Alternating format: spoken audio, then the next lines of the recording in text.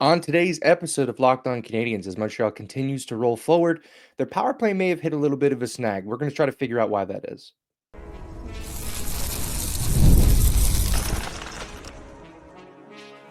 You're Locked On Canadiens, your daily podcast on the Montreal Canadiens, part of the Locked On Podcast Network, your team every day. Hello and welcome to episode 1228 of Locked On Canadiens. Thank you for making us your first listen of the day and for subscribing wherever you get your podcast. Doing that supports the show and ensures you do not miss an episode. Today's episode is brought to you by FanDuel. From the first whistles to the final drive, FanDuel makes the NFL playoffs even more exciting. Right now, new customers can bet $5 and get $300 in bonus bets if you win your first bet. Visit FanDuel.com to get started. My name is Ian Boisvert, also known as @Maybe It's Ian, and I'm joined, as I always am, by the incomparable Laura Saba, also known as the Active Stick. Laura, it seems like we don't get a lot of off days from the Montreal Canadiens as of late. Coming into this one, they were on four games and there are 3 games in 4 days. How was your off day? How was your off day from this hockey team? Honestly, I'm glad the last game was a win. I Yeah, have to say. makes I them think that's easier, right? yeah, that's a big one. I know we're gonna get into our weekly forecast very shortly. Not super looking forward to Tampa, but if you look at the rest of the schedule, obviously there's their bye week coming up. There's the Four Nations break coming up, so they're like the schedule gets a little bit lighter about a month from now, maybe a little less than a month from now. I feel like with the Canadians at this point in their season, the light has always been just at the end of the tunnel, but it's constantly the same distance away. It It's like just moving seems the like, goalposts. yeah, like, oh, we got through that Florida trip. Okay, here's, Dallas twice in a week. It just none of it makes a ton of sense. So the Canadians keep on rolling, and so will we. We have our weekly forecast today, as Laura alluded to, some tough matchups ahead this week. Want to do a quick dive into the power play. It seems to have stalled a little bit over the last few games, so we'll try to diagnose why that is and maybe figure out how they can move forward. And the NHL released the quarter century teams for each of the NHL franchises. Although did Seattle get one? I can't imagine Seattle got one. Anyway, I was thinking and about that just now, Seattle and Vegas, and then I said I was gonna look it up before the show, and then I didn't. I went to did bed they instead. give Utah one? Did Utah just get Arizona? I can't imagine they did. So I'm that gonna go look very this up. yeah, yeah. You've got a couple seconds to figure that out because we're going to touch on that in our third segment and figure out whether or not we agree with the NHL's assessment of the Montreal Canadiens' first 25 years of the millennium. So first, we're going to start with our weekly forecast, as we often do, to kick off the week. 3 games on the schedule ahead for your Montreal Canadiens. 2 home games. The first one versus Tampa on Tuesday. Then you're heading into Detroit Thursday, and then at home against the Devils on Saturday. Heading into the week, Montreal's 23-19-4 for 50 points. Power play is operating at 18th overall, 20.4%. Penalty kill, 81.3 at 12th overall. Goals for per game, 12th overall. Goals against per game, 20. I can't read my own handwriting if that's 26 or 20th. Let's say it's 26 because it's not good either way. Heading into the matchup against Tampa, though, Montreal won the last matchup between these two teams. Tampa comes in 53 points, third in the Atlantic, 13th in the National Hockey League. They're playing Toronto on Monday night, so we're not totally certain the outcome there. You are listening to this, so let me know, how did they do? I hope they enjoy. I hope you had fun watching the game. If you did, that's probably where I'm headed after this recording. As I mentioned, Montreal won their first matchup against Tampa 5-2 back at the end of December. Armia and Carrier had 2 points each. 4 goals in that game from the bottom 6. Montembeault makes 21 saves on 23 shots. It's the regular suspects in Tampa. It's Kucherov, 68 points, third in the NHL. Point and Hagel have 49 points each. Gensel, 46 points. And all 4 of those guys have hat tricks for Tampa Bay. So Great really news. a murderer's row there. And then, their goaltender, Andrei Vasilevsky at 9:15, 235. Power play 27.1, fourth overall. Penalty kill 82.4, eighth overall. Goals for per game 3.66, first overall. This is just a dominant hockey team. I don't know how else to put it. The numbers I just rattled off are kind of bonkers to think about. Mhm. What are you thinking about heading into this game against Tampa? Honestly, I'm not nervous because I think they learned a lesson against Toronto. I think that's really, really key. If they lose, I think they're still going to lose with a good effort. I'm not expecting a loss, but I think like one of the biggest things to me is with Tampa, you have to keep that physical intensity that you had against Dallas, but you have to play with more skill. You have to have the puck more, right? Yeah. Like it's a good team. It's a tough team to play. Like rather than calling it a good team, I want to say it's one of the harder teams to play in the league. I Yeah. think that's totally fair. Like, and also Florida is also very similar to that. So for me, I think like I feel like the Canadiens really learned their lesson against Toronto. And so I want to see that manifest itself, right? Like they can't just be like, okay, we beat them and we're doing really good now, so we can just rest on our laurels and allow someone like this team back into the game. So I have faith. And for me, the key is really not lose your head. Don't get nervous. Just don't unravel. Be steady and stay the course. Yeah, they handled Tampa pretty handedly last time in Tampa Bay. I mentioned Montembeau's stat line: 21 saves on 23 shots. They gave the Tampa Bay Lightning 23 shots. That's Yeah. really, really a great effort. If you're doing that against a team like that, it means you're doing a lot of things well with the puck and a lot of things well without the puck. I do think this ultimately comes down to one, protecting the puck, as I say every single time we do this bit, but also the power play that Tampa has. Montreal's discipline is an issue. The officiating's crap. It's always going to be crap. But the Canadiens, they don't do themselves any favors. They get themselves in a lot of trouble by taking a lot of really stupid penalties. To quote Red Dead Redemption 2, revenge is a luxury we cannot afford. We cannot afford to do that against a team like Tampa or some of the other teams we're going to play this week. So stay out of the box, try to play them at 5-on-5, and I like their chances if they can do that again. All right.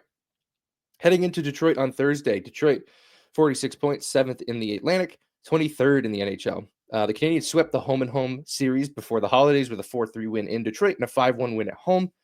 Laine, Evans, and Heineman had goals in both of those games. They will obviously still be without the services of Emil Heineman, who is still recovering from his injury. And Detroit has a new coach. I feel like that home-and-home series got Lalonde fired. One of the catalysts. Yeah. Yeah. It was one of the last things that Lalonde did as coach of the Red Wings. Now it is Todd McClellan, isn't it? Thank you. I could see his face. I couldn't think of the name. Todd McClellan is the new coach. And it seems like things have sort of bounced back for Detroit there. Yeah. But it looks like they kind of built themselves too big of a hole to climb out of. Because like even as good as they've been, they're 7th in the division because of how well everybody's played ahead of them. Yes. What are you thinking about Detroit? I think it's important to take Detroit seriously. This is a 4-point game, and historically, the Canadiens don't do well against Todd McClellan coach teams, right? That's not to say that this iteration of the Canadiens can't like bring out the win. I just think that you cannot take your previous 2 games and just take them for fact, right? You have to challenge yourself. I really like what you said about discipline against Tampa. Like to me, I think they have to be disciplined every single game. Going forward, because they do take too many penalties. And I think it's really, really important as well. Like Detroit still has weak spots. Yes, coaching was an issue, but they still have weak spots. I think it's really important. And also whenever an opponent is able to contain your Raymonds, your Patrick Kane, Larkin. Yeah, exactly. Larkin. And who's the other one that I'm forgetting? The defenseman. Mo Seider. Yes, him. Yeah. There are names on that team where you absolutely have to contain them, right? Yep. Because they're the ones that are grabbing the opportunity against you. So you can't give them the opportunities by way of also like playing bad defense or taking too many penalties. But like you can't lose your man there. Like your assignments have to be clear and you cannot make mistakes. I think that's the biggest thing. It's like, you can't make mistakes against a team like Toronto, but you also can't make mistakes against a hungry team with a coach who knows how to take the opportunities. Yeah, no, absolutely. You mentioned there's weak spots on this Detroit team. One of them is their penalty kill, 67.8%, 31st in the league. I cannot believe there is a team worse than them. It is the New York Islanders. That to me is bonkers that a team can be almost getting a failing grade in school on the penalty kill, and there's still a team worse than them. But their power play is very good, 28.4%. But if the Canadiens' power play isn't awake yet, it needs to be on Thursday. They have 1 goal in their last 4 games on the power play. They need to get that going. All right, we have to head into the final game of the week against the New Jersey Devils, who have 58 points, 2nd in the Metro, 8th in the NHL. Montreal is 1-2-0 versus the Devils last year, a 5-2 loss, a 3-2 win, and a 4-3 loss in New Jersey that I was at. Jake Allen was in net for that one. He was not great. And still, the Devils decided that they wanted to trade for him after that. Really weird move. Hughes, 55 points in 49 games. Jesper Bratt, 52 and 49. Markstrom is a 9-12, 220, 3 shutouts. Power play 3rd in the league. Penalty kill 9th in the league. Goals for per game 15th. Goals against 5th. Again, this is just another murderer's row of an opponent. What are you thinking of that game against the Devils? I think, like, to me, this game is another game like the Dallas series, where this is where you have to kind of measure yourself, right? Like, you've got your, like, top of the league, and the Canadiens, other than Toronto, like, they've proven that they can beat those teams, right? These are like when you look at New Jersey, you look at Dallas, these are teams where you're looking at them, they might not be at the very, very top, but these are the ones that have the potential to go deep in the playoffs. Because they're built well, and it's weird for me to say that about New Jersey. It feels built well when I've laughed at every move they've made in the last 5 years. But they are like this is a team that feels more complete than a lot of the other teams the Canadiens have faced, like a top heavy like Toronto or whatever we're talking about. Like for me, like it's a yardstick team. And I think the Canadiens really, really need to, like, this is a lesson they learn, right? Yeah, no, the Devils are a legitimate contender. It'd be nice to see how the Canadiens stack up against them. It was one thing when it was Dallas and Vegas and those guys, but this is a team that you'd hope that one day they're playing in the playoffs, right? Exactly. This is a team that one day you hope they're playing for the chance to go to the Stanley Cup final. Yes. So it's a great opportunity for this young group to see themselves play at their best against a team who is also playing some pretty great hockey as of late. All right. That's it for our weekly forecast. We'll see how the week goes as it unfolds, but we have to move on, and we have to talk about the Canadiens power play because it's suddenly gone a little bit cold. We're going to try to diagnose why that is in just a minute. From the first whistle to the final drive, FanDuel makes the NFL playoffs even more exciting. Right now, new customers can bet $5 and get $300 in bonus bets if you win your first bet. That's $300 to keep the action going. The FanDuel app is easy to navigate, and the variety of bets keeps every game exciting. Plus, when you win, you get paid instantly. No waiting around for your winnings. Whether you're betting on your favorite team or just looking to add some extra excitement to the playoffs, FanDuel has you covered. Just visit FanDuel.com to join today and get started with $300 in bonus bets. That's FanDuel.com. Make this playoff season unforgettable with FanDuel, an official sportsbook partner of the NFL. All right, we are back. And It's time to talk about the power play, which we thought was fixed, and it doesn't seem like it's doing particularly well right now. As I mentioned off the top of the weekly forecast, currently 18th in the league on the power play. It's still over 20%, which 10 years ago would have been good enough for first, but it's not 10 years ago. It's now, and that's not good enough for not even the top half of the NHL at this point. Right. Yeah. What's happening on the power play, Laura? It seems like they've replaced one problem with the exact same problem. Which is what? Which is it used to, like, everyone used to try to feed Caulfield to score. Now everyone's trying to feed Patrick Laine to score. Like the composition of the power play is different in terms of personnel, but it's not different in terms of ideas. It's not gotten more dynamic.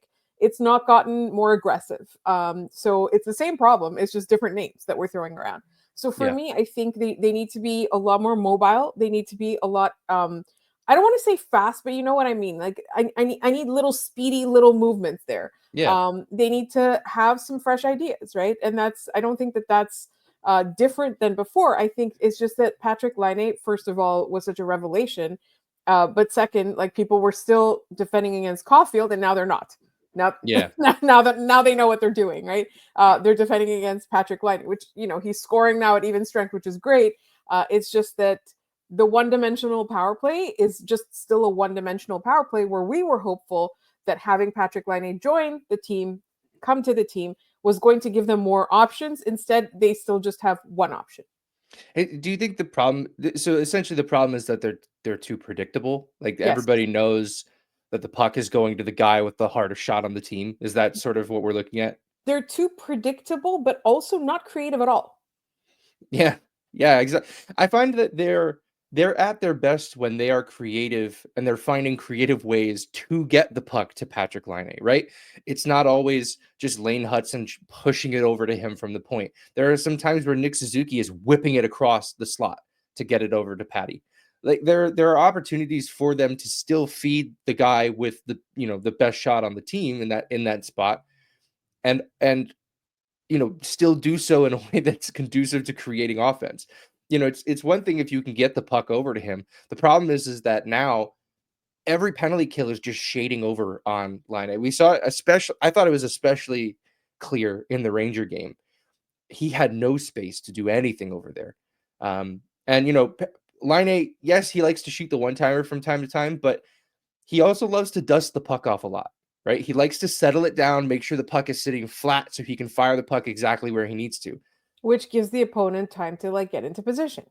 Right. And the flip side of that is also just he will have less time to do that, which will force, lower quality shots from a player who probably wants to get everything on the puck. Because like how many of the shots has he taken from that spot that didn't go directly in? There's a lot of them, right? Where he's just banging it off some guy in front of the net because it reminds me of and this may be a precursor to the final segment here. It reminds me of Sheldon Surrey, how every shot that guy took, like it would break things on its way into the net, right?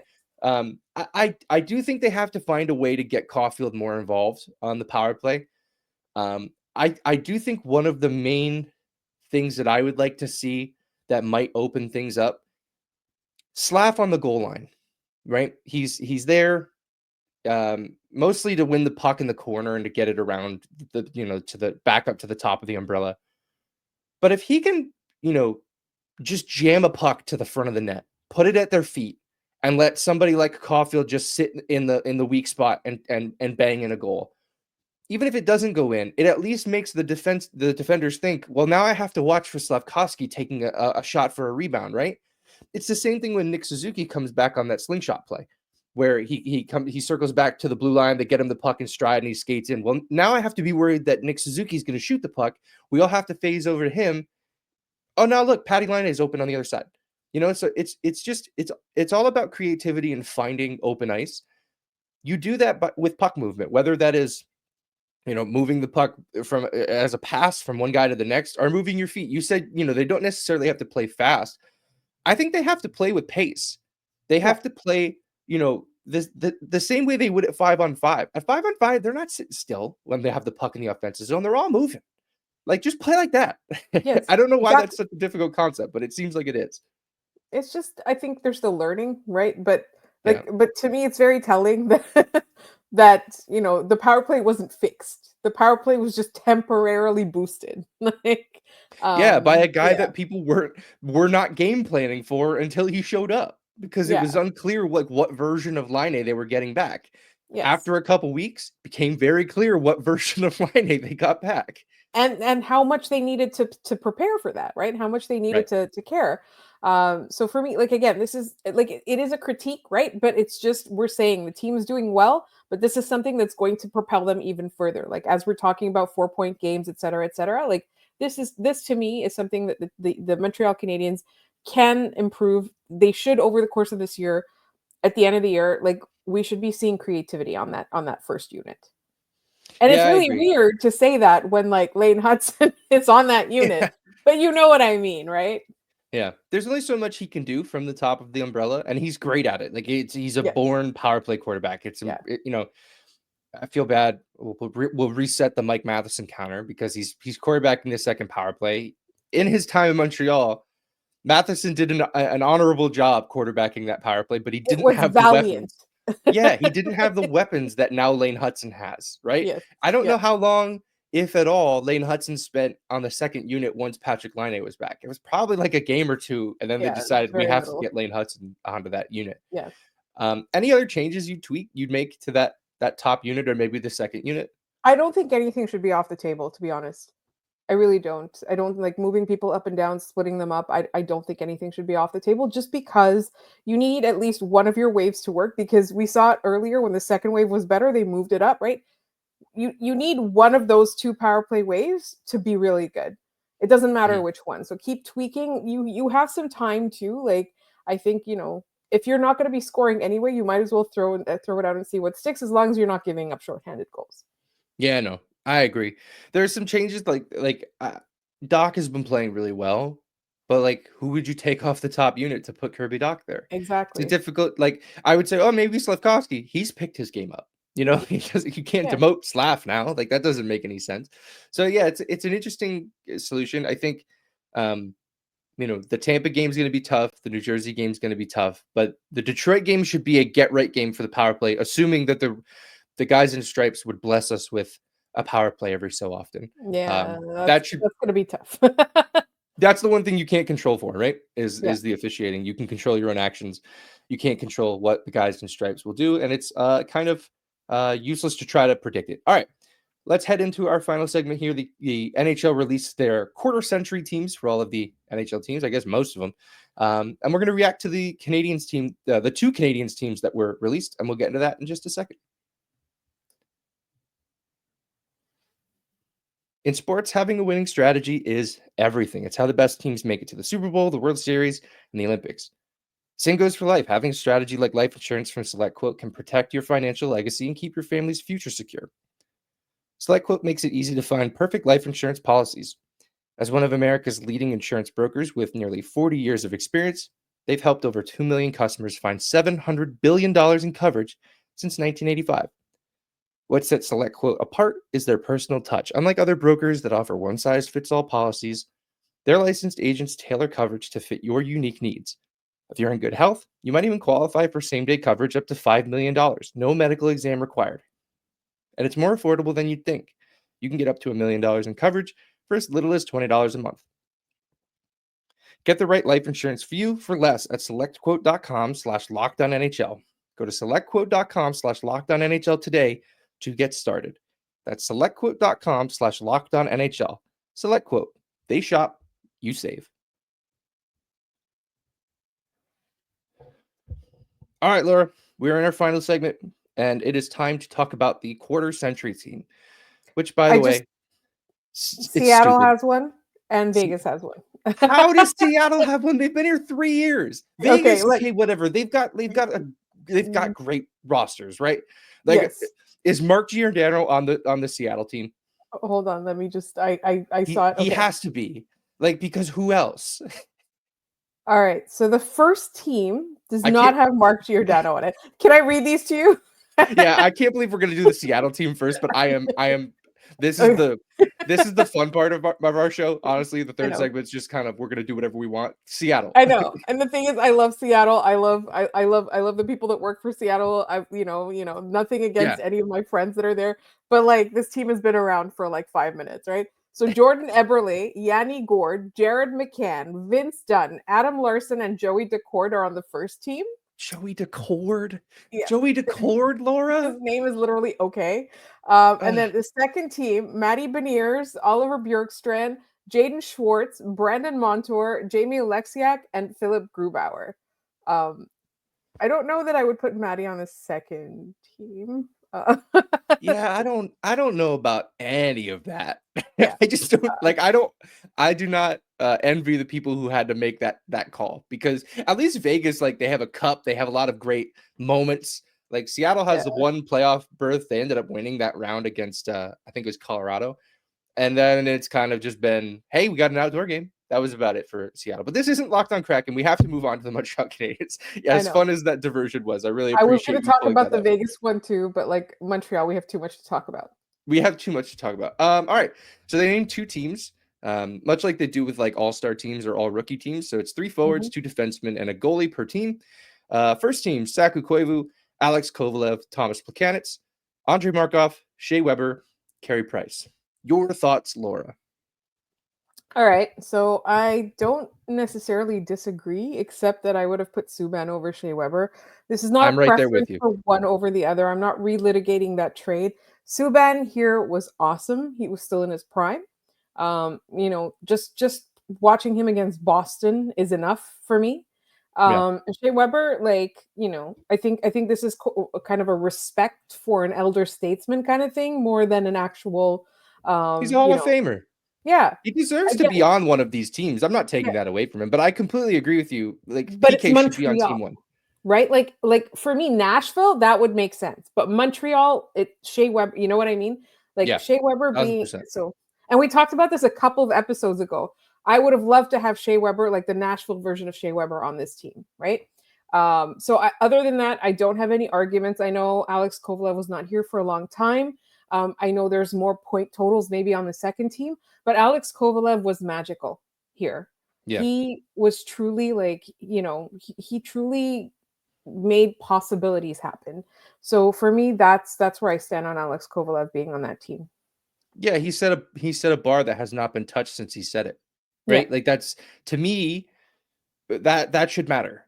I think that the interesting part about this is you have to balance, especially with the Canadiens, who had a lot of people come in for not very long and were able to do some great things in the short time they were here. But you have to balance the lifetime achievement placements, which are still valid, entirely valid placements, with the was here for a minute, lit it up, left. Right. You have to find that balance. So I think that they did a decent job doing that. You ready to move on to team 2? Yes. All right.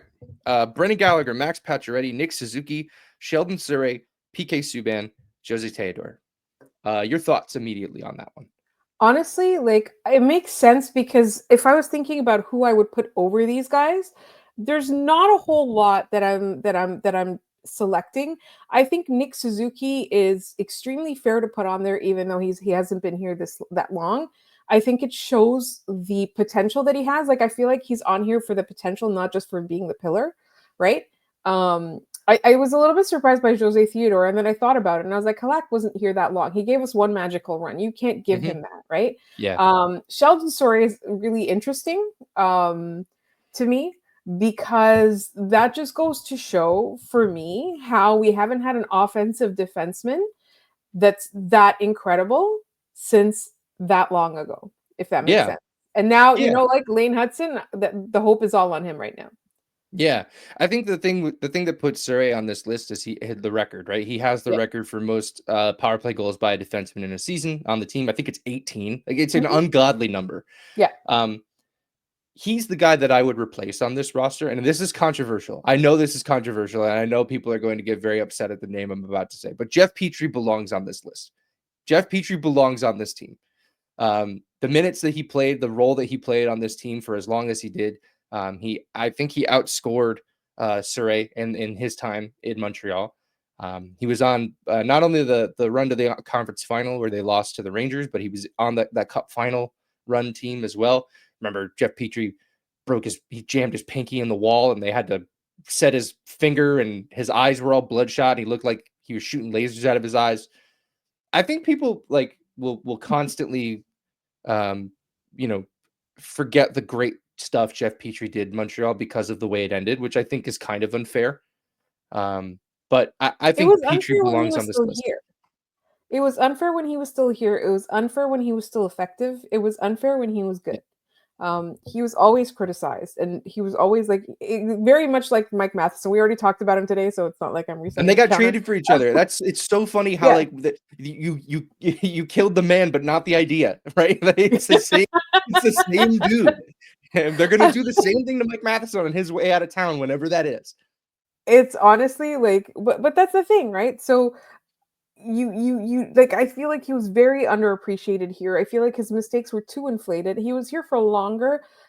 He was here for, I did want to make a joke and say Craig Rivet should be included, just because of the trade. The trade tree. He That's should be so one good. of the should be one of the quarter century one of Montreal the greatest Canadiens. trade trees in the history of the sport.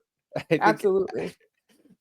Yeah, hey, maybe this time next week, do you want to put our own together, just of our own personal teams? It has nothing. We don't have to do these are the greatest players who played, but dudes, guys that we loved who should belong. Going off vibes. Yeah. Go off vibes. Yes. Quarter century vibes. Yeah. All right. Let's do that for the end of the week, Friday's show. We'll do our own mailbag question, and we'll say who's our team of the quarter century. I think that'll be a fun exercise. All right, we do have to move on to our trivia and our first goal, Habs first goal. If you have a guess, put it in the YouTube comments, send it to us. Just make sure you put Habs first goal so we know what you're talking about. This is for the Tampa Bay game against the Lightning on Tuesday, so get those guesses in as you're listening to this. That game is today, so you'll need to get those in. If you get it right, we'll shout you out on the show. Appreciate it. Can we have should be a lot of fun. Can we have What's ours that? too? Oh yeah, do you want to make a guess? Yes, I want to make a guess. I want to say Lane Hudson. That's a good pick. That's a good pick. I will go UL Armia. I think he's been all over it. I'm going to go UL Armia. I'm not betting against that guy. He rules. All right, let's do our trivia from last episode and then get to our next episode trivia. Last episode's question was 3 well-traveled Canadiens captains, Kirk Muller, Pierre Turgeon, and Mike Keane, have played for 6 NHL teams, more than any other franchise leaders. Which other team did all 3 skate for? I think a lot of people wrote the Montreal Canadiens, which is not the answer. That is the correct answer, but it is not the right answer. You know the answer to this one, Laura. I do. Like sometimes when you say that though, like I think people think that I guessed it like in one. Sometimes I need a couple of guesses. This time around, I said New York Rangers because doesn't it feel like those 3 players played for the New York Rangers? But sure. The answer is Dallas Stars. It is the Dallas Stars, and Adam Glingland got it first. Narul, Good Sport, and Jack Guy Face Punch all getting the answer correct as well. All right, today's question in honor of Montreal playing the Lightning on Tuesday. The Canadiens of Lightning have played 19 playoff games against each other over 4 series. 4 of those games required overtime. Who scored those 4 overtime winning goals? So the 4 all-time overtime games between the Montreal Canadiens and the Tampa Bay Lightning, there's only 4 of them.